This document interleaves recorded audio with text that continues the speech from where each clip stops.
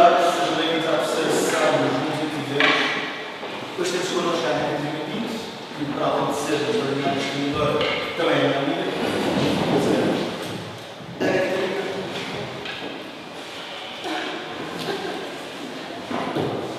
Opa, sempre.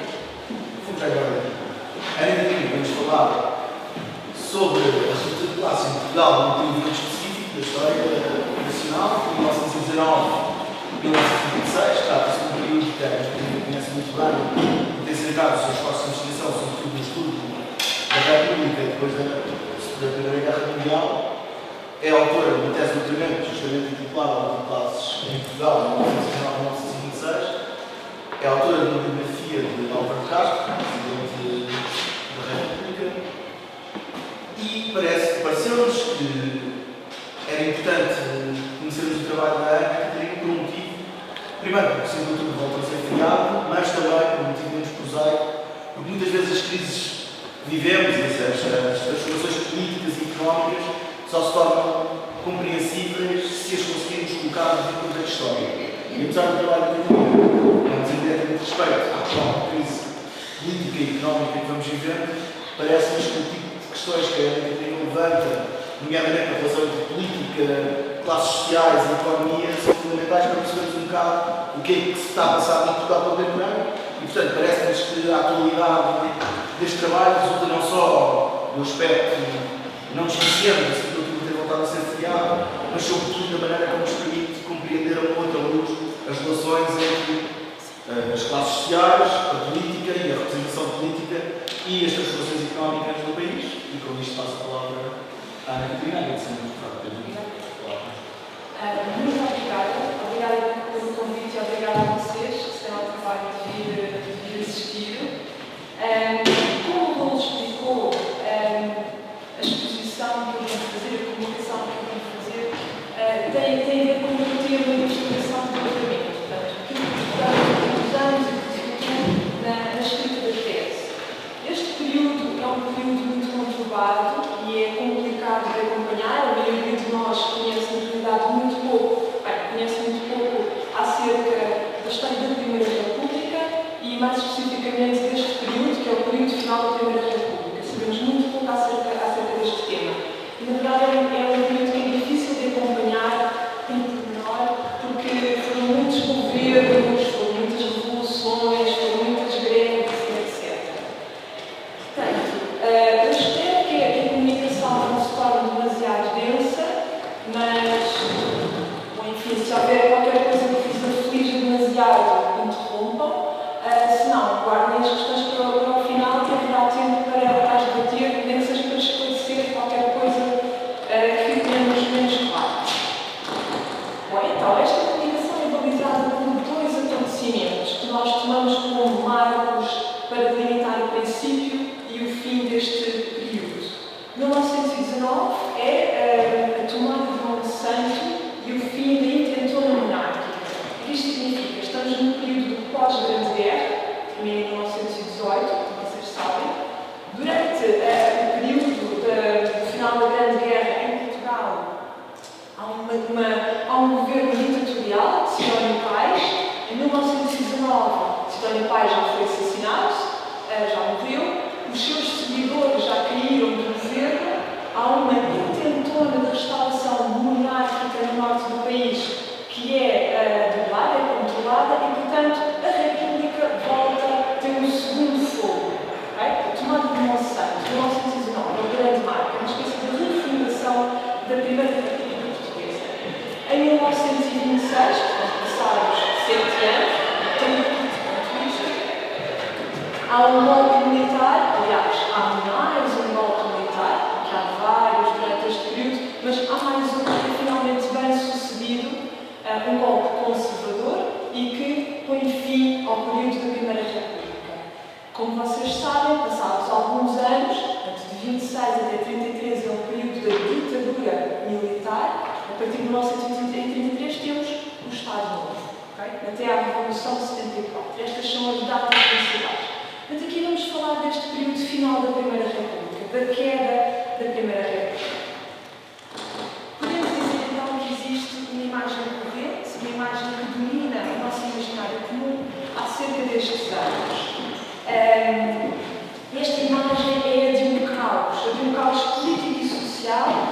agitação, de uma violência, é que apenas a movida de um regime autoritário poderia mudar o povo.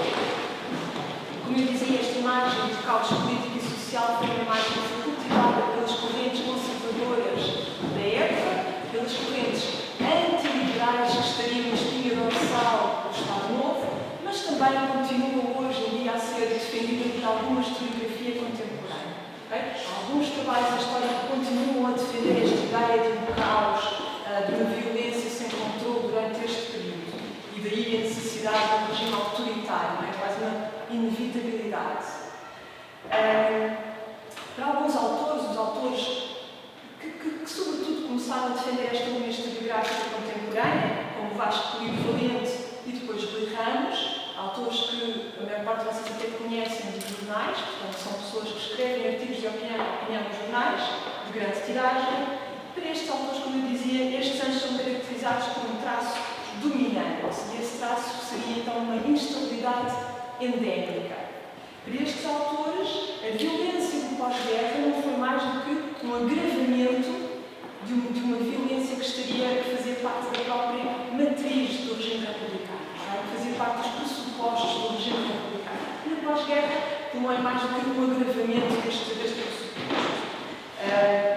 Eu começava então por vos dar uma citação de um trabalho de Vasco Polivalente, neste caso é de 92, mas é um artigo de análise social. Portanto, esta é uma tese que ele defende desde os anos 70, desde o trabalho com o mesmo povo, não um livro importante sobre este tema. E ele diz: a República seria a revolução permanente ou coisa mínima. Isto depois foi desenvolvido, tornado mais sofisticado com as teses do Rui Ramos, mas aquilo que eu gostaria de chamar a atenção aqui, para efeitos desta comunicação, é como a revolução aqui aparece com um sentido pejorativo. Revolução aqui significa precisamente violência, instabilidade, terror, a impossibilidade de uma normalização.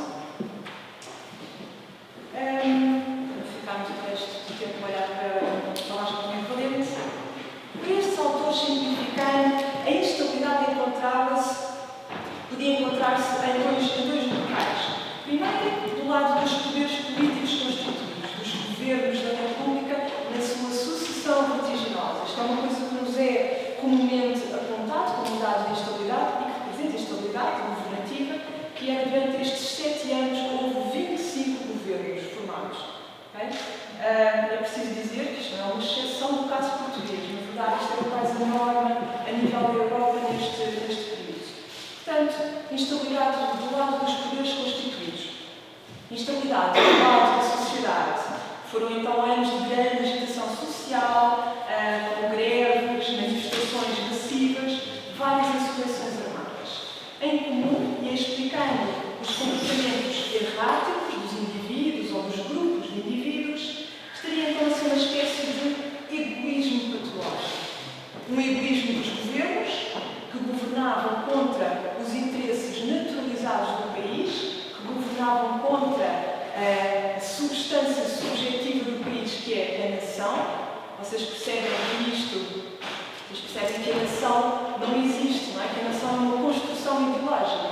E então ouve-se falar de qualquer coisa como os interesses da nação. Esta substância subjetiva. E egoísmo patológico também do lado das massas, da população, que exigia dos poderes constituídos favores inatendíveis. Okay? Como se mais salário, um pão mais barato, menos horas de trabalho fossem enormidades, né? Coisas que o poder não poderia simplesmente conseguir. Estes são os pressupostos que estão inerentes às teses que foram desenvolvidas por Vasco Polivalente e por Rui Ramos. Bom, do ponto de vista que eu vos trago para compreender este período-chave da nossa história contemporânea, para compreender o nosso tempo, é preciso mudar esta imagem do lugar, esta imagem da instabilidade endémica. É preciso mudá-la de lugar, é preciso vê-la como uma construção política. Ok? Uma construção política com um papel específico numa luta entre campos políticos opostos. É preciso perceber então de que luta falamos. O período compreendido entre estes anos de 19 a 26 tem características específicas que o distinguem da fase chamada República Velha. É um período diferente daquilo que foi a República até à Grande Guerra. Desde logo, por causa da herança devastadora da Grande Guerra. E eu agora não me refiro sequer, isto apesar de Portugal não ter sido palco dos conflitos, a guerra deixou uma herança devastadora. E eu não falo sequer dos ex-combatentes, do seu martírio e do martírio das suas famílias, mas sim refiro-me à crise económica e social que se prolongou pelo pós-guerra, a crise financeira que se prolongou pelo pós-guerra. Para efeitos desta comunicação, interessa dizer que esta crise se saldou num profundo desequilíbrio socioeconómico, isto é, numa profunda clivagem entre os pobres, os mais pobres e os mais ricos. Mais concretamente, para percebermos qual foi a questão social e até a questão política inerente à crise do pós-guerra e do fim da Primeira República, interessa dizer que foi um contexto de escassez com bens de divisa, a divisa é a moeda, portanto foi um contexto de escassez destes bens criados pela Grande Guerra que permitiu às classes precedentes, às classes proprietárias, prosperar e enriquecer com negócios de especulação, enquanto a maioria da população empobrecia, vítima da inflação que provocava a desvalorização dos seus rendimentos, especificamente dos salários. Todas as pessoas que dependiam apenas do salário para sobreviver perderam o poder de compra. Os seus rendimentos diminuíram, perderam o valor devido à inflação galopante. As classes que tinham propriedade, que podiam enriquecer com os negócios de especulação, ganharam à custa do empobrecimento destas. Havia, portanto, uma polarização na distribuição da riqueza e havia, sobretudo, isto é muito importante, havia a percepção desta correlação entre aqueles que prosperavam à sombra das condições excepcionais criadas pela guerra e aqueles que depauperavam à sua custa. Esta percepção, esta correlação, era largamente partilhada pelos agentes sociais e políticos da época e fez com que a crise se tornasse então um elemento dominante da política e com ela a pergunta que viria a dividir as águas neste período. E a pergunta era como parar a crise. De acordo com esta chave de leitura, a conflitualidade do período deveu-se à concorrência aberta de dois campos sustentando princípios que eram inconciliáveis da resposta para esta pergunta, como pagar a crise, e que eram expressos em dois programas distintos.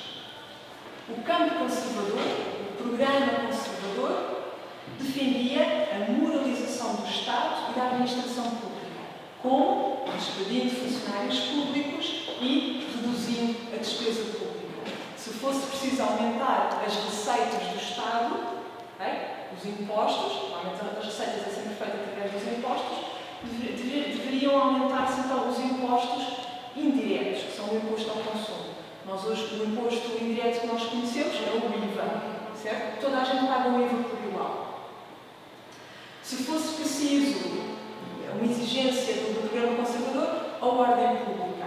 Se fosse preciso, a ordem nas ruas seria através da repressão das reivindicações populares, especificamente do movimento operário organizado.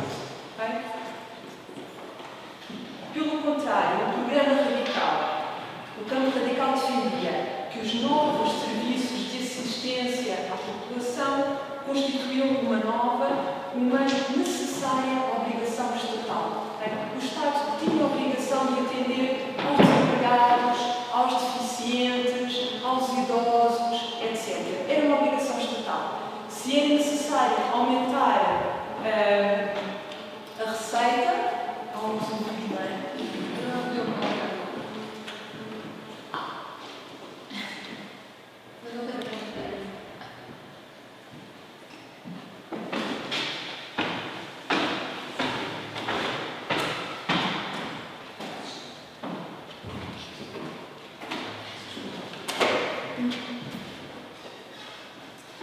então, se fosse preciso aumentar a receita, o campo radical defendia que isto devia ser feito através do imposto direto. O imposto direto é aquilo que nós pagamos no nosso IRS. Toda a gente, tudo o que é rendimento individual é declarado no IRS. Na altura isto não existia e era bastante mais complicado. Mas o princípio era este: uma única declaração para todos os rendimentos e depois taxas progressivas sobre o rendimento.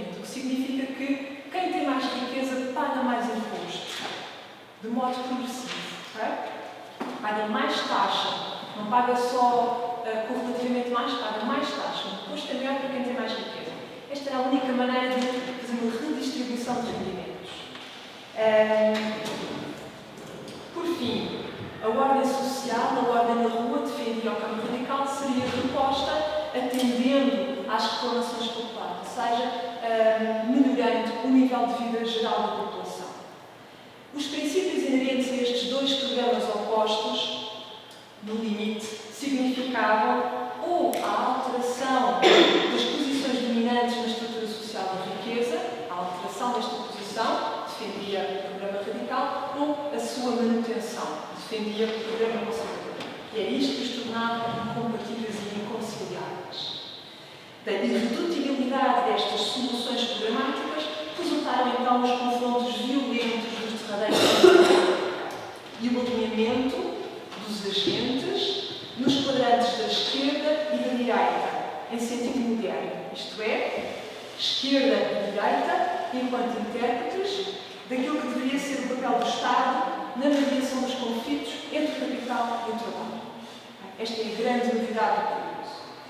É na linha temporal, é nos anos que vão de 19 a 26, que este processo de polarização, opondo um bloco radical e um bloco conservador, pode ser encontrado. E é percorrendo esta linha e a dinâmica da luta de classes que encontramos a relação entre as várias formações partidárias do período, os novos partidos que aparecem são muitos, das várias manifestações populares, das várias insurreições armadas, que encontramos, enfim, o sentido para aquele caos aparente. Eu não vou entrar em pormenor para não sobrecarregar a exposição, mas para tornar esta ideia de processo inteligível, é preciso dizer que houve algumas tentativas de implementação do programa radical. Tentativas que incluíram, pela primeira vez em Portugal, a publicação da Lei das 8 horas de trabalho diário, a Lei dos Seguros Sociais Obrigatórios, que assim, é a antecessora do Estado de Previdência, embora com um modelo muito diferente. Estas leis foram publicadas em 1919.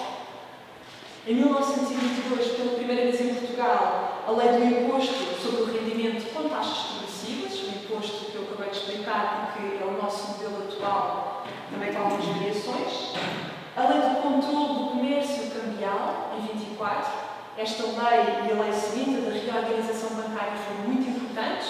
Basicamente, o que isto fazia era impedir o negócio de especulação com a moeda, travar um pouco o sistema da inflação. A lei da reorganização bancária, um dos negócios mais prósperos no pós-guerra foi o negócio da banca. Abriram vários bancos, assim, uma dezena de bancos no imediato pós-guerra. E esta lei o que fazia era obrigava ao fecho das casas que não tivessem capital, o mínimo de capital real. Por outro lado, procurava fomentar a distribuição do financiamento pelas pequenas e médias iniciativas, impedir que o dinheiro, que o financiamento se concentrasse todo na grande indústria, no grande comércio, na grande lavoura, na agricultura. E por fim, uma tentativa de reforma agrária, muito tímida e que na verdade nunca chegou a ser publicada, mas foi apresentada ao Parlamento e o Governo a seguir pediu.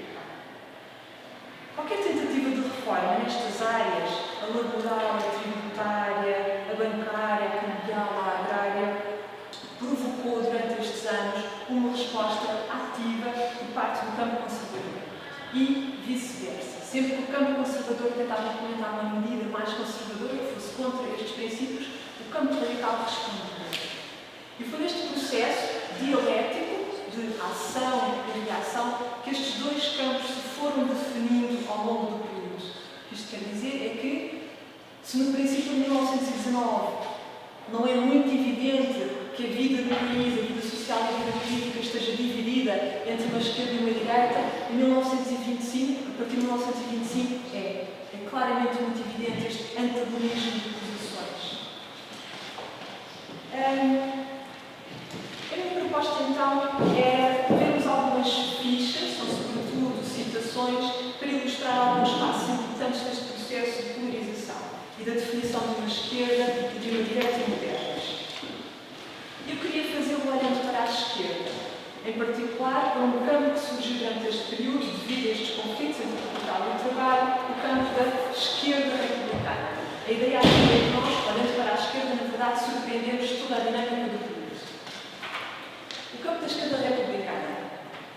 O que interessa ter em consideração é que no final do século XIX e até ao 5 de outubro de 1910, portanto, até ser o poder, o republicanismo representava uma esperança progressista.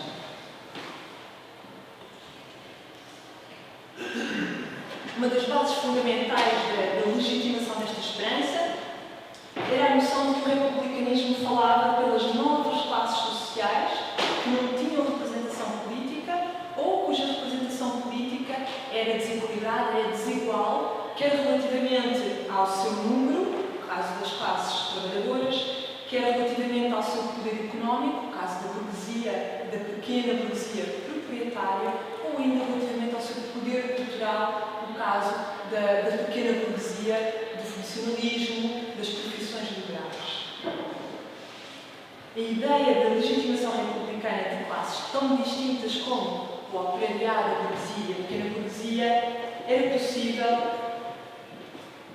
era agregada em torno da noção de povo republicano.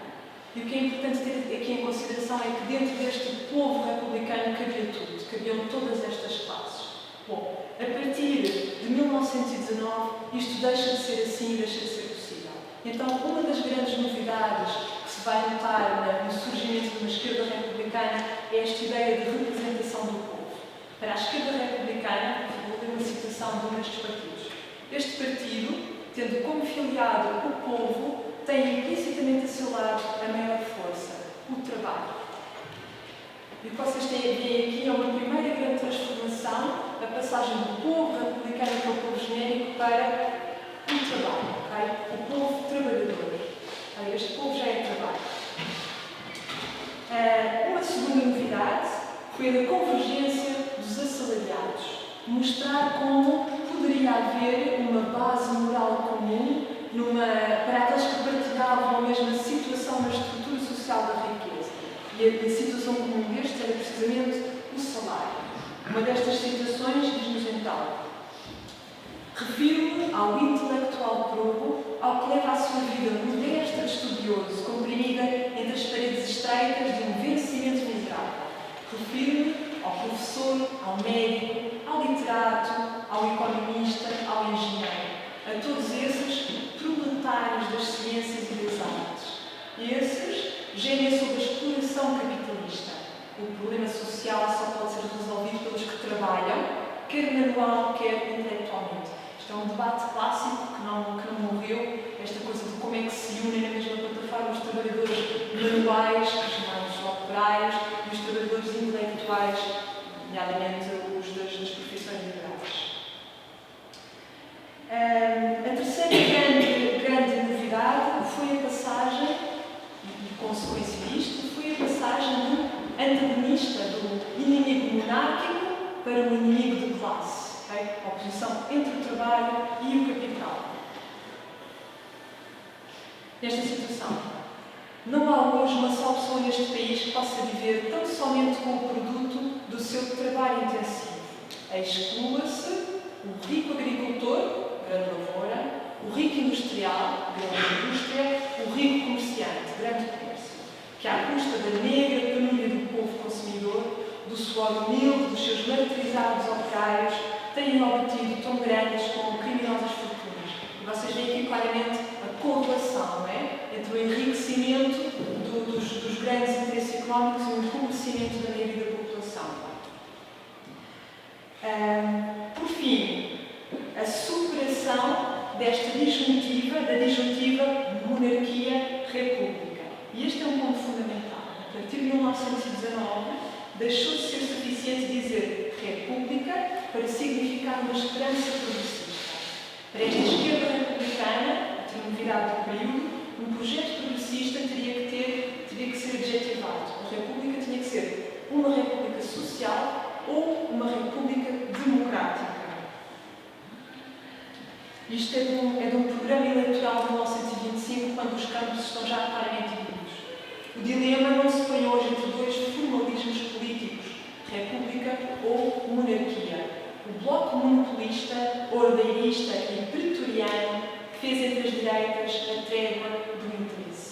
Vocês veem aqui claramente uma divisão de águas a partir de uma situação material. Okay? A trégua do interesse, neste caso, significa isto. Okay? A união entre as várias direitas para defender os seus interesses económicos, uma posição dominante na estrutura de distribuição da riqueza.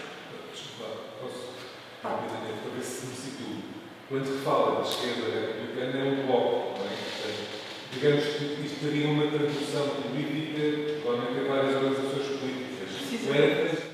Há duas situações. Quando me refiro à esquerda republicana, eu falo de um campo político dentro do republicanismo. Não é? Há um determinado setor dentro do republicanismo que se destaca, que se distancia e que diz: nós não somos só republicanos, nós somos da esquerda republicana. E daqui, a manifestação mais evidente disto são vários partidos. Durante este período, há pelo menos dois que se aproximam desta ideia. O Partido Republicano Radical e, no fim do período, depois do governo de esquerda, o Partido Republicano da Esquerda Democrática. É aquilo que nós temos mais próximo de um Partido Social Democrata em Portugal durante este período. E esta é, de facto, uma das situações. A outra situação é, eu durante a minha tese chamo de Bloco Radical. E isto aproxima-se mais da ideia de bloco, que são todos os movimentos sociais e são todos os outros partidos da esquerda que nesta altura não tinham representação parlamentar. O PCP, que é formado em 1921, a CGT, a Confederação dos Trabalhadores, que é formada em 1919. Reparem como isto são tudo fenómenos do pós-guerra. Isto faz sentido. O Partido Socialista. O Partido Socialista é aqui uma realidade meio ambivalente, porque tem algum assento parlamentar, mas nunca tem muita importância e, na verdade, perde importância junto do movimento operário a partir da Grande Guerra. Ok? Portanto, esta esquerda republicana da qual estou aqui a referir são sobretudo os partidos da esquerda republicana. É essa a realidade mais específica.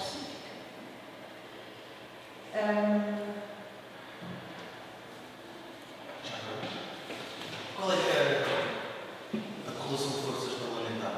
A maior parte dos partidos não estava no Parlamento, certo? Não. Estes... Deixa-me só apanhar aqui o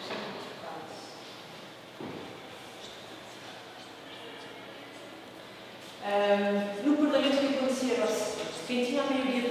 As eleições eram complicadas, não eram abertas, não era fácil a qualquer partido concorrer a eleições e, sobretudo, eram alargadas. Há uma coisa que é muito conhecida para quem estuda este período, que havia acordos eleitorais. Antes das pessoas irem de facto às urnas votar, às vezes havia listas que incluíam o monárquico, os republicanos, podia ser mesmo assim uma panela de coisas muito distintas. Iam a um notário e acordavam a distribuição dos votos. Antes das eleições, isto acontecia. As eleições durante este período são assim, uma coisa delicada de tratar. Como é que isto depois resultava no Parlamento? Quem tinha a maioria no Parlamento era o Partido Republicano. O que acontece é que o Partido Republicano era de facto uma grande amálgama de correntes e de coisas. O Partido Republicano teve a maior parte dos governos durante este período, mas a bancada podia votar contra o seu próprio partido em qualquer momento, e isso aconteceu muitas vezes. Havia representação de monárquicos, do lado conservador, das minorias, de monárquicos, havia representação de monárquicos legalistas, mas os monárquicos também se dividem, mas os legalistas tinham representação parlamentar. Havia representação de católicos, também conservadores, do Centro Católico Português, de onde vai sair Oliveira Salazar, Sergeiro, etc.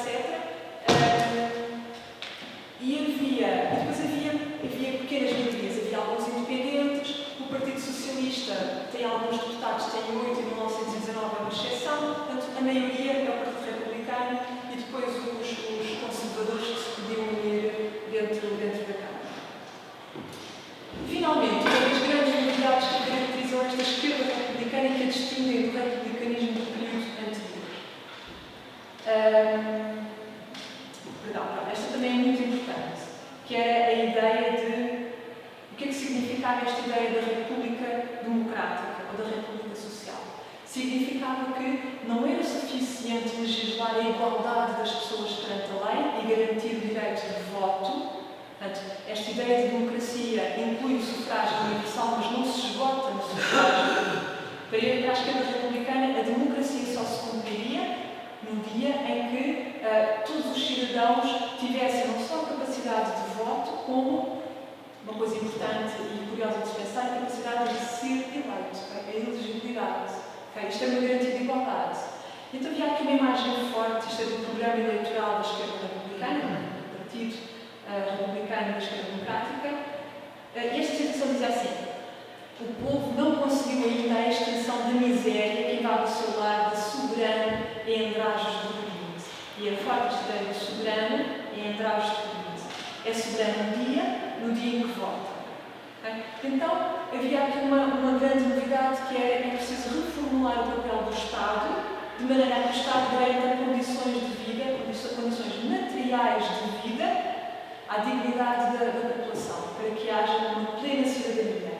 Aquilo que se dizia é: a pobreza não é democrática.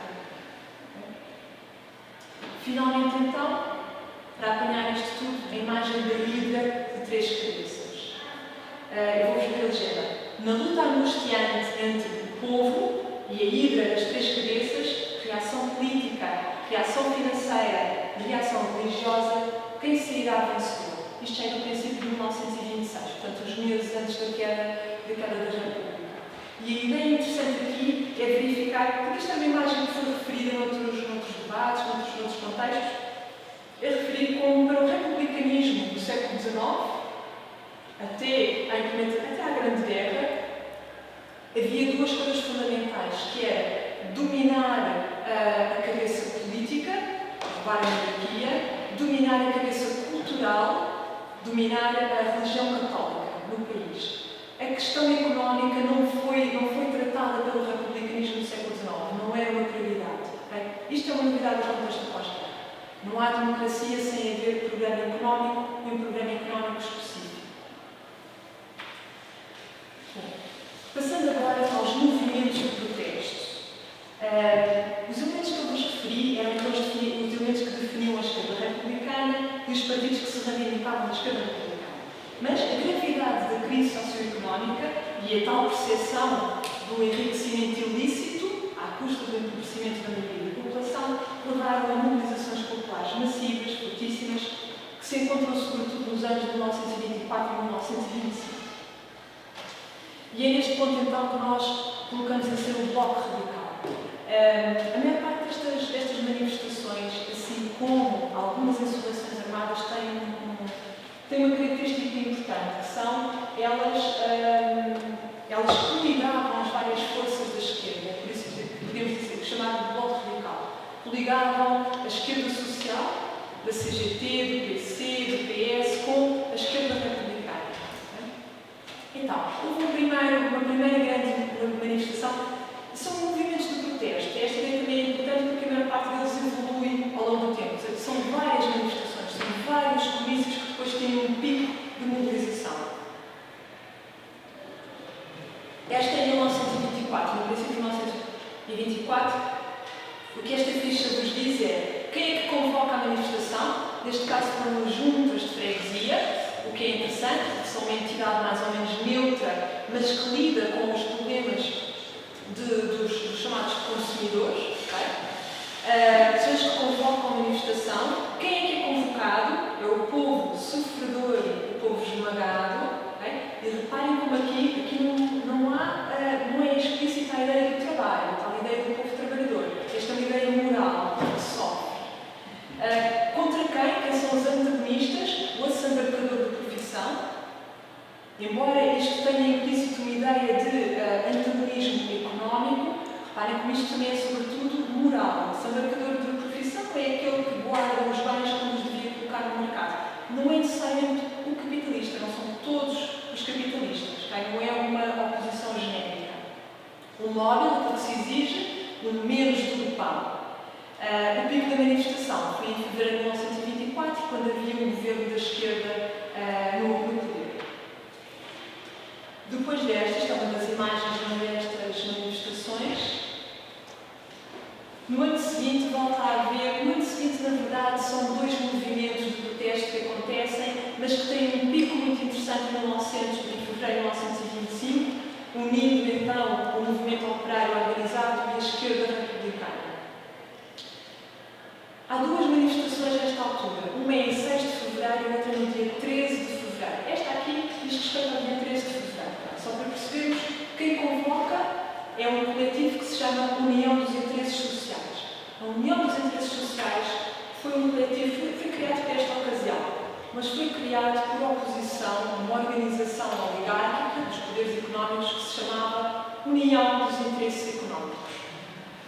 A União dos Interesses Económicos foi formada a partir de 24, quando há uns governos de esquerda. Não é assim uma esquerda muito radical, na verdade. O contexto é que faz esta esquerda radical. Mas quando se faz a reforma do sistema bancário, a reforma do mercado de cambial, começa-se a formar então uma grande banca, o Banco de Portugal, imagina, na altura não tinha a ligação ao Estado, que tem hoje em dia, começa-se a formar uma grande frente para fazer um boicote aberto a estas legislações, a esta legislação de tendência social-democrática. A partir de 1925, eles aparecem a concorrer às eleições. Portanto, esta direita dos interesses económicos considera que não há antirrepublicanismo quem os representa, quem representa os seus interesses. Então, organizam-se para concorrer diretamente a eleições. Quando o resultado não é aquele que é esperado, no final de 25, entram nas hostes que querem o golpe e, portanto, concorrem para a queda da República diretamente. Então, a União dos Interesses Sociais antagonista da União dos Interesses Económicos. Quem é que é convocado? Aqui reparem que já está a tal ideia da classe trabalhadora e de frente das esquerdas.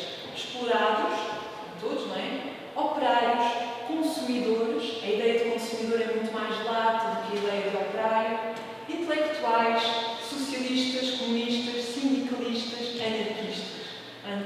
Trabalhadores organizados ou não, manuais intelectuais. Quem são os antagonistas? Aqui é a ideia de exploradores, uma oposição entre explorados e exploradores, a união dos interesses económicos. O móvel destas manifestações exigir, já não é simplesmente que baixem o preço do pão, ok? Exigir a intervenção estatal para garantir condições materiais de participação política. O pico desta manifestação é no dia 13 de fevereiro de 1925. Que é uma coisa interessante, que é, na primeira manifestação deste movimento, alguns dias antes, no dia 6 de fevereiro, encontramos um movimento operário organizado e a esquerda republicana organizadas contra, então, a crescente organização das forças oligárquicas, das forças económicas, contra a crescente organização da União dos Interesses Económicos. Nessa ocasião, perante milhares de pessoas que se reuniram no Terreiro do Paço, na altura que estava no governo, um homem da esquerda republicana, José Domingos dos Santos, um personagem importante no período, proferiu duas afirmações que condensam toda a problemática deste período. Ele disse, primeiro, a de que a situação estava extremada entre exploradores e explorados e que o governo se havia colocado do lado dos explorados, contra os exploradores. Depois, a de que não permitiria que a força pública servisse para espingardear o povo, que não consentiria na repressão contra a reivindicação popular. O governo, como é evidente, caiu no Parlamento no dia a seguir, na sequência destas afirmações, porque as bancadas conservadoras viram nestas afirmações precisamente uma instigação da luta de classes. Aliás, bastaria para isto, para minar este princípio de Estado oligárquico, bastaria que, isto aconteceu, que nas varandas do Ministério, quando o José Domingos dos Santos existe, estivesse lá um representante da CGT. Para as bancadas conservadoras isto era suficiente para estar a instigar a ideia de luta de classes. Na manifestação seguinte, a 13 de fevereiro, já com a queda do Ministério, esta então é esta manifestação que é convocada pela União dos Interesses Sociais, que apelava a esta grande frente das esquerdas sociais e políticas, foi entregue uma representação ao Presidente da República da época, Teixeira Gomes, e esta representação pedia que a governação se fizesse a favor dos explorados contra os exploradores e que a força pública não servisse para espingardear o povo. Reparem como o enunciado é exatamente o mesmo. O ponto que interessa aqui enunciador. A diferença é em quem faz esta exigência e, consequentemente, no efeito que o enunciado tem, o que é que ele significa. No primeiro caso, quem faz esta exigência, quem profere o enunciado, é um representante do poder constituinte, não é? É o chefe do governo. E no segundo caso, o enunciador é um coletivo, é a união dos interesses sociais. Quando a união dos interesses sociais faz uso desta reivindicação, aquilo que ela está a fazer é tornar-se um poder constituinte. Reparem como aquilo que a União dos Interesses Sociais pediu não foi a restituição do governo canhoto, não foi que a esquerda voltasse ao governo. Aquilo que a União dos Interesses Sociais pede são novos pressupostos de organização do poder. Que a governação, seja quem for que a faça, seja feita a favor dos explorados contra os exploradores e que a força pública não seja para escangalhar o povo, que não haja corrupção social sobre as reivindicações. Isto alterava os pressupostos do próprio regime. E é por isso que chamamos esta exigência um ato de poder constituinte. Aquilo que a União dos Interesses Sociais fez foi uma prática democrática refundadora. Estabelecer as condições para um novo pacto verde-público, um novo pacto republicano. E este exemplo parece-nos especialmente ilustrativo das duas ameaças a que a ditadura, a primeira ditadura militar e depois a ditadura estado-novista, vieram a responder. A primeira era a possibilidade de uma democratização do regime por cima, através das medidas do programa radical, das medidas reformistas. E a outra era a possibilidade de uma democratização por baixo, exigida pelas massas. Bom, eu chegava aqui a um ponto em que falaria brevemente das insurreições armadas e condensava isto numa muito especial. Não sei se vocês já ouviram falar na caminhonete fantasma. Então, houve uma revolução durante o dia, estava no governo, era um governo conservador, do Partido Liberal, e há uma revolução durante o dia, que é liderada sobretudo pela GNR, mas que também inclui várias forças radicais, que exigem a destituição do governo. O governo estava a tentar recuar numa série de medidas, isto foi em outubro de 1921. E os revoltosos durante o dia exigem que o governo se demita e que no lugar deste governo vá uma junta revolucionária que seja nomeada pelo Presidente da República. Isto é um dado interessante. A maior parte destes golpes são chamados golpes constitucionalistas porque eles respeitam alguma norma constitucional. É pedido ao Presidente da República que os nomeie enquanto governo. Há sempre esta ideia de legitimidade constitucional que não se quer quebrar. Quando é quebrada, entramos num período da ditadura militar, precisamente. O que acontece é que, durante a madrugada, o Presidente hesita e, durante a madrugada, o Governo acaba mesmo por se demitir. Portanto, podemos dizer que a revolução que ocorre durante o dia foi uma revolução bem-sucedida.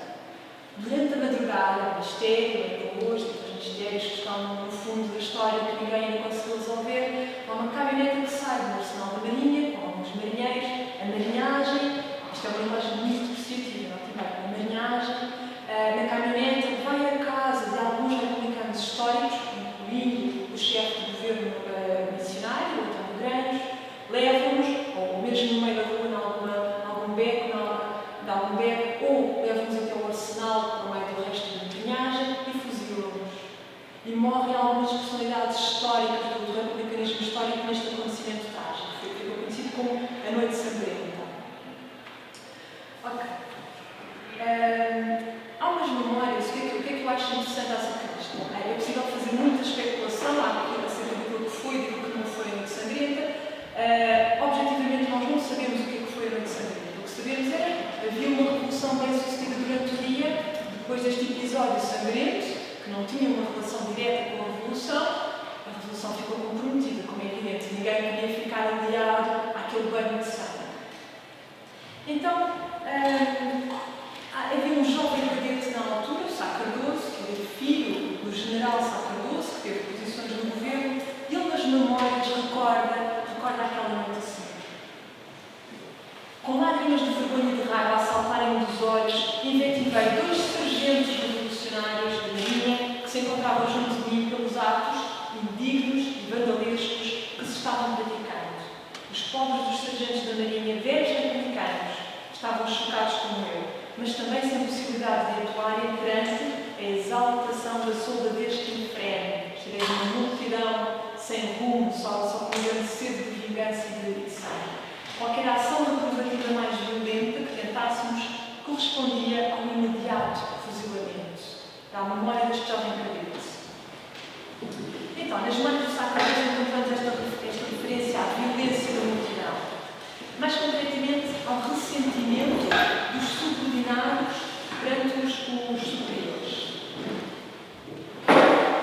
E depois o que é interessante é verificar como, noutras lembranças do jovem Sá Cardoso, constam alguns episódios que são sempre equívocos, alguns até são caricatos, onde consta sempre este medo de uma nova caminhoneta fantasma.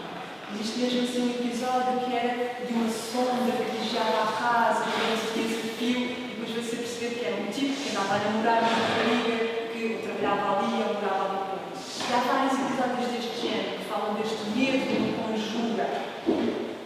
Aquilo que é necessário perceber é que esta atmosfera de terror não cobria a cidade inteira, nem todas as classes sociais.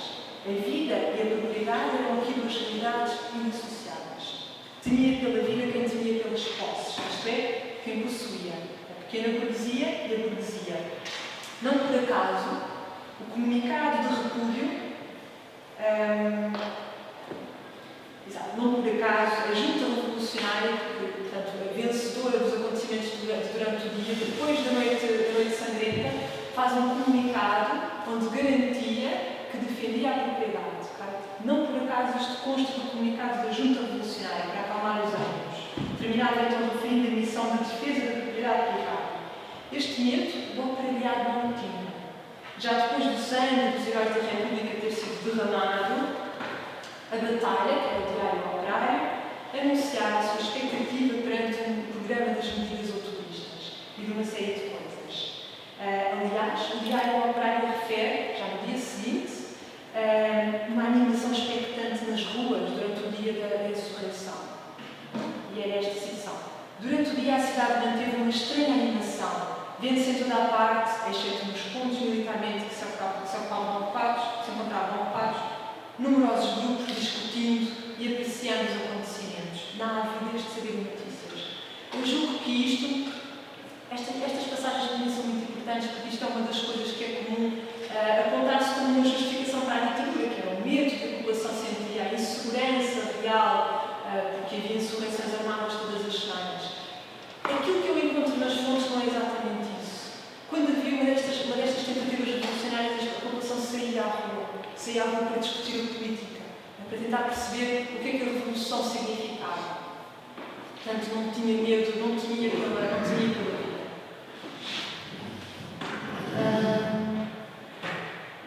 Dando agora um salto para o Estado Novo e ainda mantendo esta questão da violência. Parte da retórica estado-novista foi construída e foi mantida capitalizando este fantasma, um dos fantasmas da época, que era o fantasma da Legião Vermelha, uma organização que existia, uma organização terrorista de esquerda que matava os grandes homens fazia atentados aos grandes homens de negócio. Concentrando em si toda a ideia da desordem política e social da Primeira República. Este é um dos exemplos, isto é um cartaz que presumivelmente sai do Secretariado da Propaganda Nacional nos anos 40 e diz então: Lisboa viveu durante anos sob o terror da Legião Vermelha. O comandante da polícia, esta é uma figura famosa na época, Ferreira General, acho que ainda lhe presta uma homenagem, prendia os criminosos, a política soltava-os. Em 24, depois vai por aí fora. Para concluir, que ao Estado Novo deve Portugal alguns lustres de paz interna e trabalho tranquilo, era o grande mote do Estado Novo. Aquilo que tem interesse para mim neste cartaz é a ideia de a política soltava-os. Durante os anos 20 do século XX, fazer política era uma acusação frequente que era lançada aos adversários para significar egoísmo, salvaguarda desleal de interesses particulares, etc. O contrário, no uso corrente dos debates parlamentares e da imprensa, encontrava um certo conforto na ideia nacionalista. A ideia de nação anulava então as clivagens sociais existentes, assim uma espécie de transformador automático de consenso.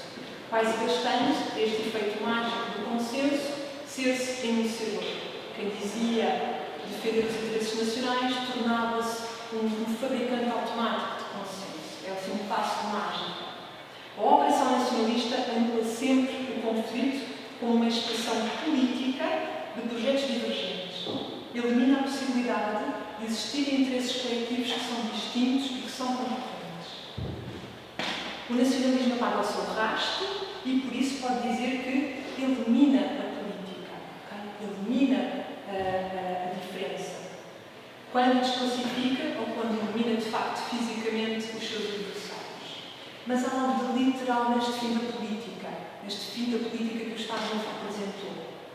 Porque, se aquilo que venceu em 1933 com o Estado Novo foi um regime político, nós sabemos que sim, ele venceu amordaçando, torturando, encarcerando e deportando as alternativas, okay? Eliminando na prática as alternativas. E esta perspectiva de dissenso é uma condição para que haja uma abertura do espaço político. A política, como a história, uma coisa que vocês já devem ter ouvido falar, do fim da história, acaba enquanto problema quando não existe ninguém capaz de dizer a encruzilhada, a diferença, a mudança e, portanto, alguém capaz de criar categorias para outro movimento. Não? E o lugar para outras organizações, para outra mobilização. Neste sentido, a política que soltava os criminosos era um avatar, era a máscara discursiva que ocultava o projeto democratizante da esquerda republicana. Esta política que está aqui representada de forma tão positiva era, de facto, a alternativa democratizante ao Estado Novo. Torna-se evidente, a ordem que se queria impor era uma fortaleza de defesa de uma política de classe e tinha na sua origem o medo de classe, claramente presente na queda do executivo canhoso, quando cai a esquerda do poder. Vejamos a este propósito a formulação da noção de delito político que se encontra nos arquivos de Oliveira Salazar e que está na base das prisões políticas que se sucederam. E eu vou ler, é um bocado simples, eu vou ler. Era a definição. O delito político, considerado como um ataque à segurança do Estado, pode causar os mais graves danos para as pessoas, para os bens, mas no século passado, século XIX, gerou-se uma doutrina segundo a qual os criminosos políticos deviam ter um tratamento especialmente benévolo.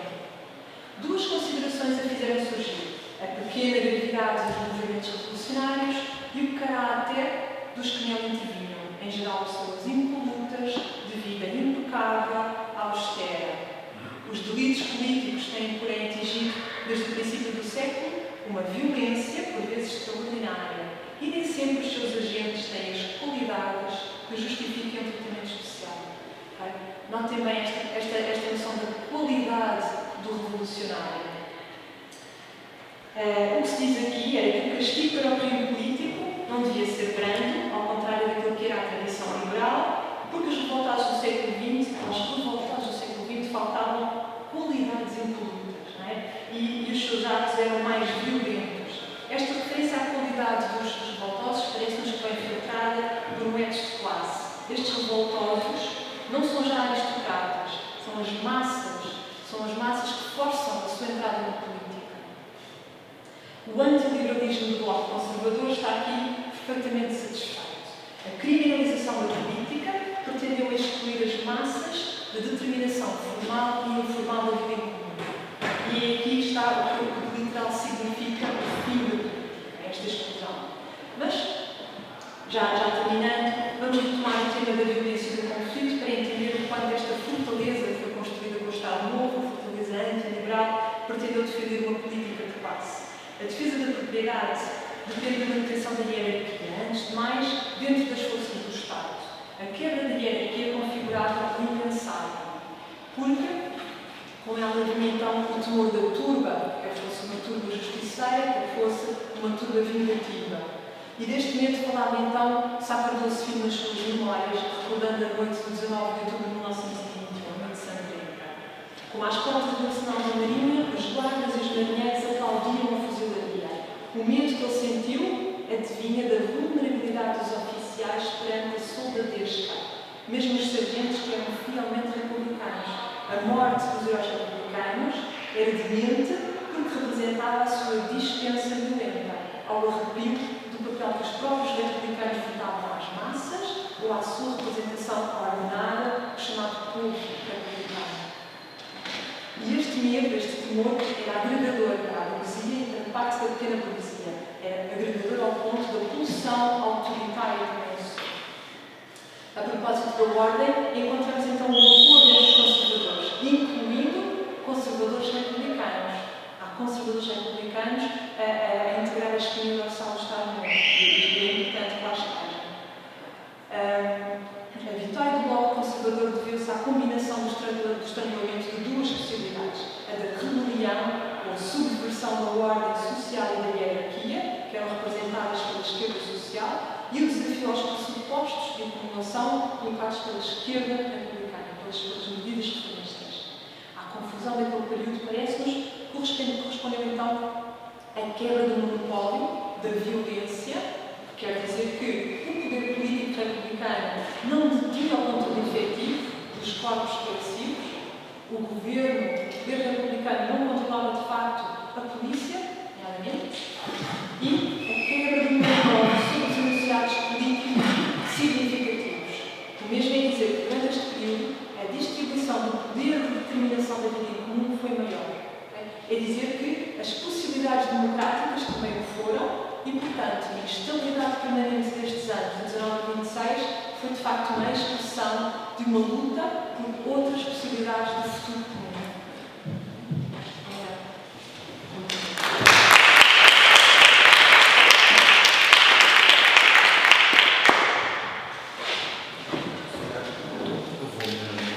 Isentar para a mesa, mas ficar aberto a discussão, para que quiser fazer Fernando.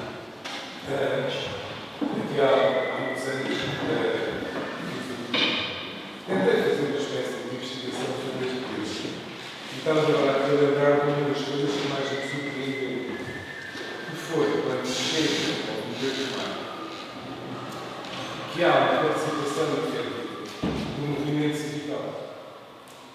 Lembro perfeitamente de ler nos jornais dos sindicatos ferroviários que os caminhos de ferro, que eles tiveram uma participação ativa no golpe porque, para paralisar os comboios com as forças do governo e facilitaram a circulação dos comboios que transportavam as tropas da rebelião. E lembro também de ver que eles referiam que outros sindicatos também estavam envolvidos ativamente no apoio. Lembro também que, neste caso, os sindicatos ferroviários eram inicialmente, no início da primeira fase da Primeira República, havia uma influência grande dos socialistas, mas que depois foi sendo sucessivamente modificada pelos anarcossindicalistas e já nesta altura já começava a existir uma influência grande do Partido Comunista. Lembro-me do indivíduo Miguel Correia, que era o chefe daquilo, parece que era militante do Partido Comunista. E, portanto, eu estava a ouvir e estava, será que me enganei? Ou será que isto foi uma desarrumação completa daqueles cantos delineadinhos? Porque eu lembro-me de ver esse Miguel Correia dizendo que nunca os operários foram tão maltratados como no regime republicano. Ou pelo menos naquela fase, já também posso estar a dizer. Mas a ideia de que aqueles governos, que era esta última fase, que, na perspectiva dos sindicalistas, trataram muito mal os operários. Daí depois esta participação. Mas como é que este acontecimento... Isso é absolutamente verdade. Em 1926 estão quase todas as forças presentes, exceto os republicanos que estavam no poder. Quem estava no poder na altura, em 1926, já a esquerda republicana já tinha saído, já se tinha desalinhado oficialmente do Partido Republicano, quando se formaliza em Partido Republicano da Esquerda Democrática, e o Partido Republicano fica de facto um partido conservador. Aquilo que está no governo em 1926 é um partido conservador. Não tão conservador que satisfaça as exigências do das grandes forças económicas, das forças antiliberais, mas longe de um republicanismo progressista e etc. Há aqui um personagem muito importante que é o António Maria da Silva, os governos sucessivos de António Maria da Silva. Então, está praticamente toda a gente contra o António Maria da Silva, incluindo a esquerda, a direita, todos querem a queda do António Maria da Silva e da situação, chamado do governo da situação. Quando se dá o golpe em 1926, há um deputado interessante que é o general Ramos da Costa. Ele é do Partido Radical. Ele pertence formalmente, está assim meio confuso e tal, mas ele pertence formalmente a um partido da esquerda republicana. E como ele está envolvido no golpe, há uma certa esperança de que o golpe possa vir a ser radical. O que acontece é isso, há uma grande expectativa, há um interesse em que o governo e a situação caia para que haja uma refundação. Toda a gente concorre para este interesse. E há uma grande expectativa relativamente ao significado do golpe. Aquilo que algumas forças compreendem é que é precisamente uma questão de jogo político. É preciso apoiar determinado general em função de outro para equilibrar ou desequilibrar a balança. Aquilo que acontece de facto é há movimentos sindicais, há alguns sindicatos que apoiam o golpe, há partidos da esquerda que apoiam o golpe ou no mínimo se mantêm a expectativa e não criam oposição, caso da esquerda democrática, até que a situação se começa a clarificar. E o que acontece é que dentro do movimento do 28 de maio, as forças começam a arranjar-se. E primeiro é afastado o Ramos da Costa, depois é afastado sucessivamente, até chegarmos a uma situação de estabilidade, onde se percebe, começa a haver a repressão sobre a organização, sobre a liberdade de imprensa, etc. Quando começa a haver um movimento repressivo a sério e se percebe que a Constituição Republicana não vai ser restaurada, aí então as forças da esquerda entram todas em oposição frontal ao golpe. Portanto, é verdade que elas estão lá quando aquilo é confuso e quando há uma esperança de que haja um golpe que possa vir a ser transformado num golpe radical. O que foi muito importante para mim ao longo do estudo da minha investigação é que é muito complicado falar na República e dizer que a República foi isto e a República foi aquilo. Não foi a República que tratou mal os sindicalistas. Foram determinados governos da República que trataram mal os sindicalistas. E isso aconteceu. A repressão, isso aconteceu sobretudo, falando nos republicanos, quando o Partido Republicano estava no poder, se havia algum tipo de pressão patronal que houve, os republicanos no poder cederam ao poder patronal e uma cacetada nos sindicatos. A cacetada foi mesmo forte nos sindicatos, e é verdade. Em 1925, quando a esquerda democrática está no poder, uma coisa inédita, José Domingos dos Santos legaliza o sindicalismo. O governo José Domingos dos Santos é o primeiro governo a tentar fazer essa aliança com o movimento sindical. E a ultrapassar um certo preconceito que estava na base do republicanismo, que é que os sindicatos não fazem parte, são extra-regime. O movimento sindical é extra-regime. É preciso dizer que o movimento sindical se cria extra-regime, não é? Que era sobretudo dominado pelas correntes anarco-sindicalistas. Não queriam ter representação no regime inglês. Mas pronto, para dizer que é preciso ter isto em consideração e esta atenção. Não se pode falar da República que existe assim, e sobretudo a República que existe para oposição à monarquia enfesaçada ou à democracia. Da mesma maneira, cá dizemos a democracia fez isto ou aquilo, não é? A democracia são muitas coisas no mesmo pote. E daí a importância desta. Estava a defender essa perspectiva. Claro que não. Mas isto eu acho que são instrumentos que nós podemos ter para desconstruir alguns desses argumentos, algumas dessas ideias, que não existiu uma república. Mesmo quando falamos de um período republicano, de um período histórico, e dizemos que ele tem alguma coerência interna, acho que nunca podemos ir ao ponto para uma facilidade de discurso, não é? É fácil, facilita, agiliza o discurso de dizer que a república assim, a república assada.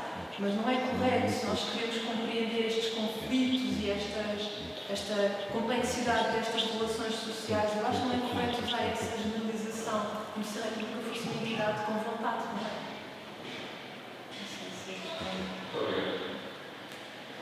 Cristina, não sei se mais alguém podemos juntar perguntas? Olha, falaste aí do valor, no fundo, que eu percebi, do professor do Estado Social, do era republicana, daquilo que mais não toca, da educação, dos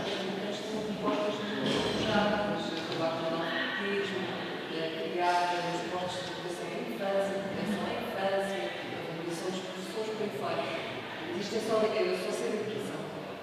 O que é que eles procuram mais que configure um bocadinho aquilo que depois viria a ser o Estado Social, ou que são preocupações de um Estado Social, define assim, não é? Olha, na verdade não há muito mais. Isto são mesmo sementes, mesmo relativamente à educação, aquilo que depois é tentado. Apesar de haver esta ideia de um Estado de Previdência, de um Estado Social, isto nunca, o modelo ainda não é, o Estado ainda não providencia diretamente estas condições. E isto era um problema para o modelo. Aquilo que nós temos, e que já é uma tradição forte no país, no século XIX, eram os mutualistas. Eram as organizações particulares que criavam então os sistemas de seguros, não sei o quê.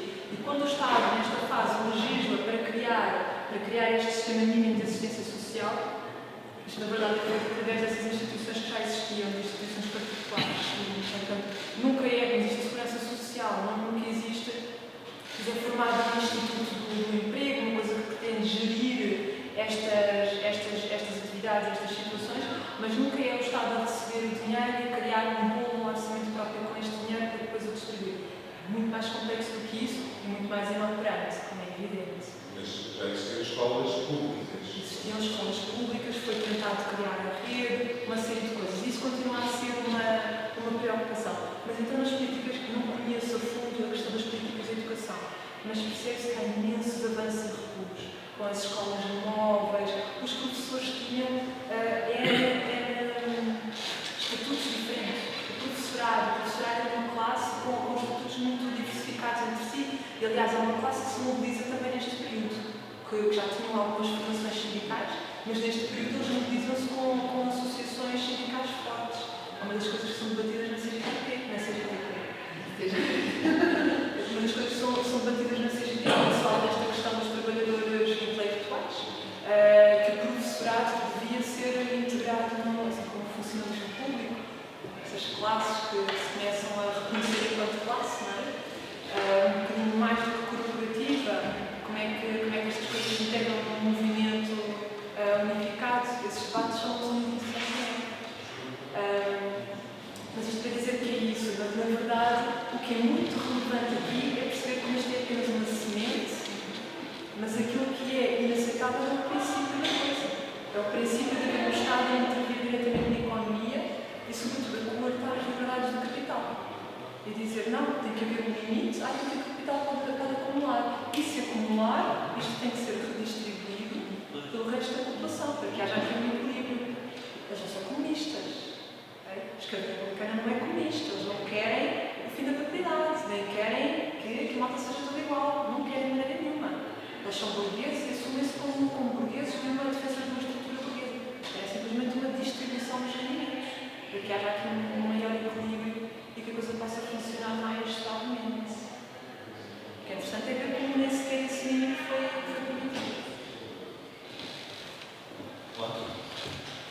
Eu não assisti, portanto posso dizer alguns disparates, mas gostava de saber se tem uma, sobretudo na utilização das fontes, e nomeadamente em relação ao caso da imprensa, da liberdade de imprensa. Eu sei que o Sindicato dos Trabalhadores de Imprensa de Lisboa teve um papel importante, nomeadamente na oposição e na denúncia, desde logo, do golpe da ditadura militar. E, além desse aspecto, em que aí já apareciam anarquistas, comunistas, socialistas, diversas correntes, agora, qual é o papel da luta ideológica nesse período antes do golpe, nomeadamente com luta ideológica, nomeadamente tendo em conta a imprensa que existia, que era uma imprensa sectária, com determinadas posições muito vincadas, muito marcadas, numa tradição que vem do século XIX, da imprensa operária, e que continua a subsistir com a influência socialista, com a influência de outras áreas, na Primeira República. se essa fonte tem sido estudada, nomeadamente para termos a ideia de fazer a história desse período. Bem, a empresa é a fonte para estudar este período. Tirando depois a parte dos debates parlamentares, para perceber a política formal, a política institucional, a imprensa é mesmo a grande fonte para estudarmos este período. Mas porque não há muitos arquivos oficiais organizados que tenham sobrevivido, o Estado não houve edito militar, que era uma questão de os escrever. Óbvio, mas são difíceis de localizar. O que é muito interessante na imprensa desta época é que ela é de facto muito plural. E então, eu não vos sei dizer o número exato, mas para terem uma ideia, em 1919 saíram cerca de 600 títulos só em Lisboa. Às vezes era só um número, às vezes só saía um número, eram uns tipos que tinham umas coroas e uns estudos, neste caso, e que conseguiam imprimir um exemplar do título de jornal. Mas eram centenas deles que circulavam. Tinham os jornais de grande circulação, como a Batalha, o Diário Operário, o Mundo Republicano, o Século, que se transforma num jornal conservador e que é comprado pela União dos Interesses Económicos no final do período, 24-25. Enfim, notícias, aqui há assim uma série deles, os católicos, os jornais católicos. E aquilo que é tão rico estudar este período, precisamente por causa disso, porque a imprensa era um espaço político riquíssimo e aberto, que nos dá mesmo a imagem de um país em grande efervescência, de participação política. Não é? Ao contrário desta imagem de um povo amorfo, o povo dos grandes costumes, que não participa, que não sabe, que não sei o quê. Quando se vê os jornais da época, não é isso que se vê. Não é só que nos dizem que as pessoas faziam isto ou aquilo. Não, é porque há um grande número de títulos, há uma grande pluralidade no debate muito aceso. Percebi também que havia, comparando com a realidade hoje, por exemplo, este jornal deste sindicato tinha uma tiragem significativa e que era concorrente com os jornais nacionais. E mesmo os jornais locais parecia que tinham uma dimensão e uma tiragens que não tem nada a ver com a realidade de hoje. Provavelmente os jornais nacionais deviam tirar isso não viver, mas teriam tiragens mais reduzidas, não sei. Aquilo que é intrigante é que o número das tiragens dos jornais diários não bate certo com os níveis de alfabetismo da população. Antes, na verdade, é isso. As pessoas podiam não ser alfabetizadas, escolarizadas, mas... Não. Os jornais nacionais, a grande circulação, a Batalha, o Mundo, o Século, tinham tiragens nacionais. Não, os números são surpreendentes, não sei dizer exatamente quais são, mas os números são surpreendentes. Aquilo que tu destacaste aqui, às vezes, faz-me pensar num outro país que não muita gente conhece. Porque, como disseste, o debate político estava quase democratizado, mas sem músculos também, ao animal. Aquilo não se resolvia só com a conversa, não é? Não, porque a conversa criava o arranjo institucional que se é republicano, que foi criado pela Constituição, possível de resolver. Bem, para já havia o problema da representação política, não é? Portanto, se as eleições não eram limpas, não havia, na verdade, a legitimidade era um bocado questionável, não é? Relativamente àqueles que tinham assento parlamentar. Por outro lado, o sistema de discussão de uma lei, o debate de uma lei, não havia um limite para uma intervenção parlamentar. E há assim umas coisas épicas, imagina, de discurso de 12 horas. Uma pessoa que discursou durante 12 horas no Parlamento. Isto é possível. O que tornava a coisa impraticável. E depois havia demasiados mecanismos de obstrução que faziam com que uma proposta, aquilo até podia chegar ao fim da discussão com uma aprovação formal, mas depois era enviada para as comissões de estudo, para afinar qualquer coisa, para haver mais um parecer, e ele morria por ali. Era sempre possível fazer uma obstrução a uma proposta de lei e depois, se a proposta de lei era aprovada, como foi o caso do imposto sobre o rendimento, a lei das atuais, se a proposta era aprovada, continuava a ser possível desrespeitá-la de uma outra maneira. Ou criando uma legislação que criava uma leitura mais dúbia sobre a lei, dependendo do governo que estava, ou houve um boicote cautivo. A lei das vitórias disso é um exemplo muito importante. Elas estavam em 19, em maio de 19, portanto, logo quando os republicanos voltam ao poder, há uma coisa muito importante que é as eleições são em junho, as eleições que voltam a pôr o Partido Republicano no poder, e em maio o que está no poder é um governo de nomeação. E o que eles fazem é, criam assim um volume de diários de governo, eles fazem a legislar uma série de coisas a correr antes que se volte a formalizar uma situação política. E o que eles tentam é reformar uma série de aspectos que tinham corrido mal no período anterior, o governo por decreto. Tentam decretar uma série de coisas. O que acontece? Uma delas foi um pacote elaborado importantíssimo que tinha a lei das 8 horas, os seguros sociais obrigatórios, as instituições de seguros, uma série de coisas muito importantes. O que acontece é que, uma vez os governos de situação constitucional reposta, começa a haver uma pressão para que aquelas coisas caiam e ou a lei é suspensa à espera de regulamentação, ou depois é regulamentada e a leitura e muito menos progressista do que poderia parecer à primeira vista, ou porque tem demasiadas exceções, ou porque não há penalização e não cumprimento, por exemplo. Pronto, há uma série de maneiras de depois contornar uma coisa que aparentemente poderia parecer bem sucedida e progressista, não é? A lei das 8 horas, o que aconteceu depois na prática foi o seguinte: apesar de, às vezes, tantas a lei ser mesmo legislada, existia uma lei das 8 horas, aquilo decidia-se caso a caso. Portanto, era nas fábricas, e era uma questão de correlação de forças nas fábricas, entre um sindicato e um patronato, que a questão era decidida. No 1920, por causa disto, criou-se uma coisa que se chamava a Confederação Patronal. A Confederação Patronal, o que fazia, essencialmente, assim, uma instituição quase criminal, era reunir informações sobre os principais sindicalistas. E depois, ou impedia a contratação das pessoas que fossem sindicalizadas, ou, enfim, havia outros meios de criar pressão sobre os sindicatos e de os reprimir na prática. Portanto, foi sempre assim um jogo muito desigual, mas que dependeu sempre de relações concretas. Posso? Sim. Tive várias materiais, mas comecei a pensar todas, porque eu estava a acabar até se publicar em Portugal, não é que o fascista, e ele dava-nos a pensar que em última instância ele é para os fatores da esquerda, não é? Os económicos, políticos, lógicos, etc. Ele acaba por ter, em última instância, o movimento dos fascistas do Sul para aquilo que eles chamam de fatores ideológicos. Ou seja, no caso italiano, o Vianney Rossi foi 1921 e Mussolini só veio depois. Ele está a dizer com isto isto não é uma reação direta ao avanço da esquerda e colocar em causa a propriedade e as relações sociais que nós conhecemos, mas pelo contrário, é uma reação que não precisa de bem. A vida de discernimento, não é? Sim, o seu lógico do mundo. E estava a pensar nisto.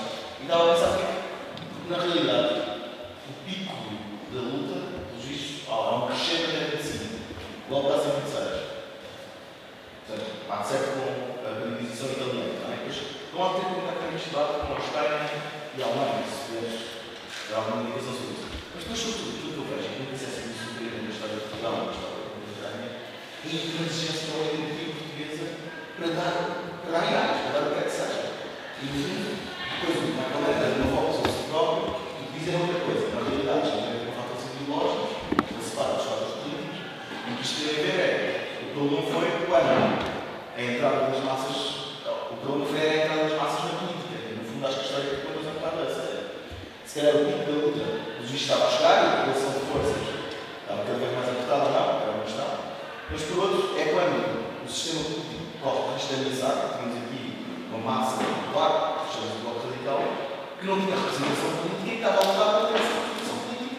Até mais do que a luta pelos direitos sociais. Não sei se ainda estava aqui em jogo neste momento ou não. Se calhar não são mais do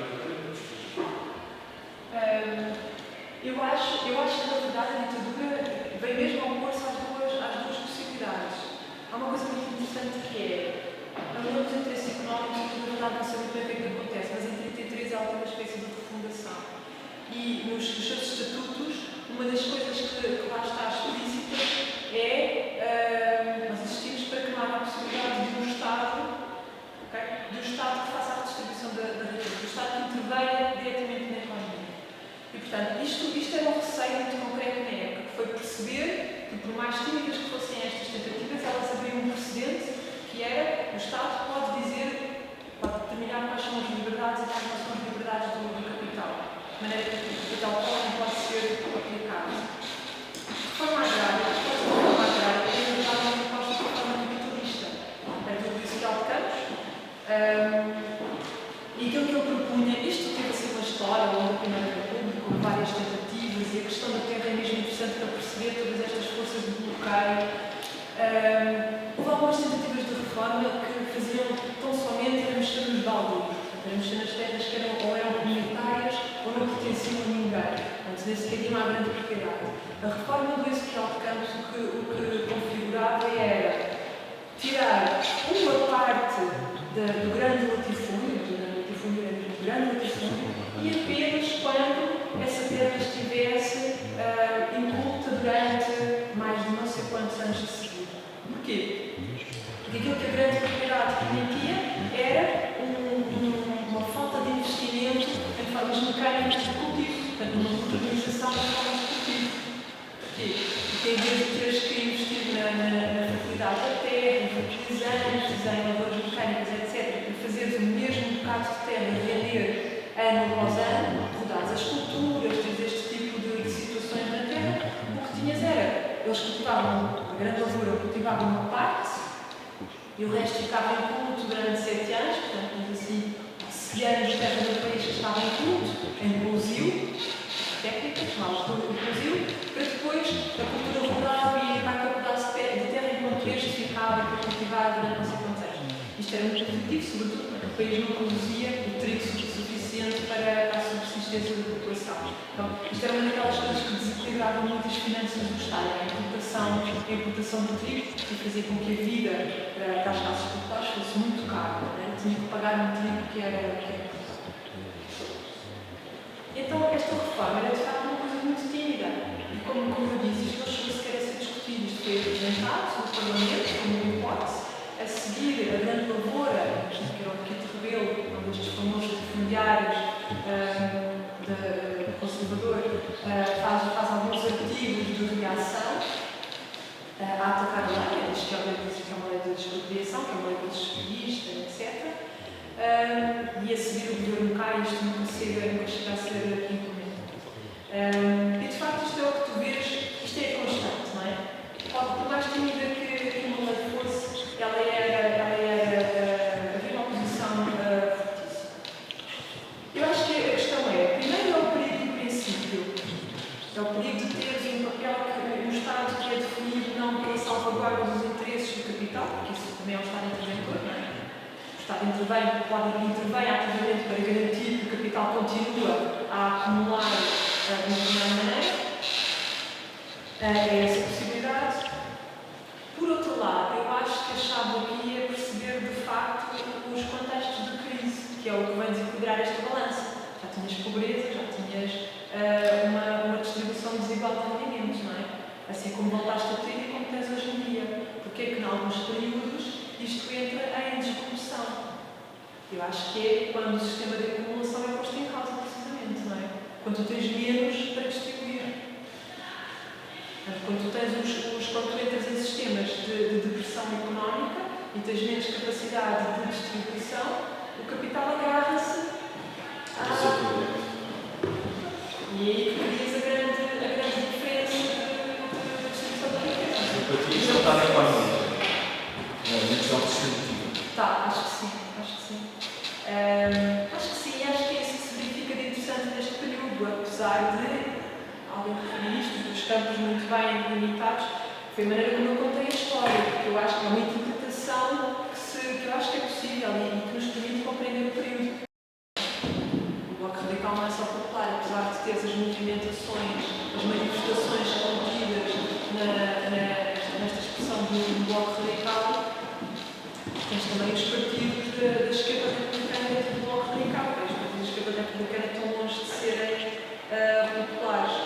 Uma das coisas que eu na altura acho que a questão de grandes impasses do estudo destes tempos, quando se trata da questão da luta de classes, quando se mete a mão na massa, é a questão da pequena burguesia. O que é que tu fazes com a pequena burguesia?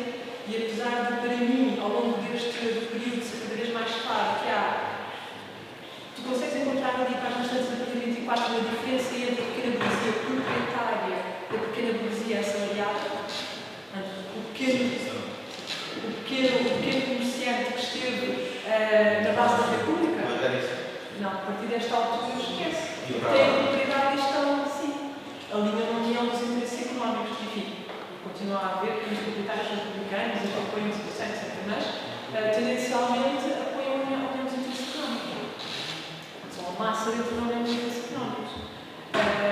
E as profissões liberais, etc., que dependem do salário, estas situações que eu dei aqui, não é? O professor, o engenheiro, que dependem do salário, estão na mesma situação que os operários. Enfim, não na mesma situação que os operários, mas o seu salário deprecia-se, não é? Perdem rendimentos. E esta ideia de união numa situação material, mais ou menos.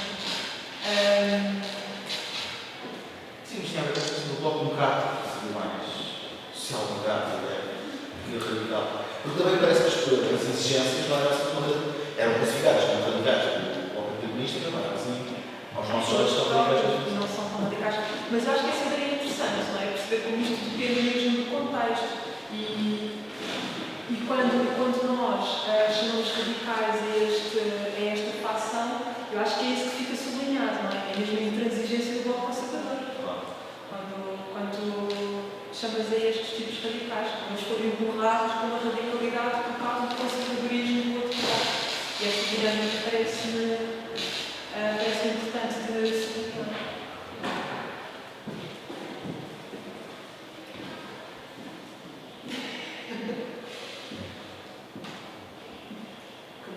Eu acho que isto é na realidade, os estudantes da República não conhecem bem a República. A maior parte destes personagens, destes nomes, destes partidos, e o seu posicionamento é absolutamente exótico. Portanto, cada vez que eu ouço ou leio alguma coisa, está sempre alguma coisa que não vai chegar na realidade. Eu próprio não consigo posicionar de todo no período. Eu estudei isto durante 8 anos e continuo a ter a mesma sensação. Não há balanços de coisas. Mas é mesmo interessante, e é mesmo interessante sobretudo por causa do. É útil, pelos paralelos, não só para perceber o que foi o Estado novo, para perceber a nossa situação atual. Tinha só uma pergunta, mas não sei se é a resposta para isso, mas que eu acho que já está por exemplo. Muitos funcionários públicos há sempre esta coisa do especialismo do Estado, não é? Sim. Só que na realidade o Estado na altura não tinha. Não tinha. Acho que era significativo para a época. E constituíam mesmo. Todos os dados do período, eles fazem a primeira greve no pós-guerra. O Sr. República faz a primeira greve no pós-guerra, começa a organizar-se no pós-guerra. Portanto, é suficiente para criar não só as coisas do Estado, como de facto ser importantes dentro de um movimento de trabalhadores. Então, queria agradecer à Catarina e a todos que estiveram presentes. Acho que para mim foi mesmo uma importante para perceber um bocado melhor as teorias do não pensar no que é que se faz hoje em Portugal, porque na realidade os paralelos são totalmente impressionantes, não é? Crise económica, questão da representação política, ou melhor, acho que a diferença do melhor é há um canal de representação política que apesar de tudo vai funcionar, porque aqui parece que esse bem foi tudo bem pensado. Mas na realidade, os paralelos da crise económica, os processos de representação política, as sistemas de classificação, muitos são mesmo fascinantes e acho que nos ajuda também a pensar melhor não só a história de Portugal, como o que se passa hoje. No espírito desta apresentação, para a semana, quem puder estar presente, vamos ter cenas do último classe, o Robert Reagan, que é um documentário que trata justamente do movimento social pós-25 de Abril e, portanto, nos permite ter aqui, se quisermos, um terceiro momento histórico que nos permite comparar esta coisa do que é a participação das massas na política, que me parece que é isso que está aqui um bocado em cima da mesa e como é que as pessoas podem ou não fazer escolhas e em contextos nacionais essas escolhas. Isso é. Portanto, para a semana há filme. Contamos convosco. Obrigada.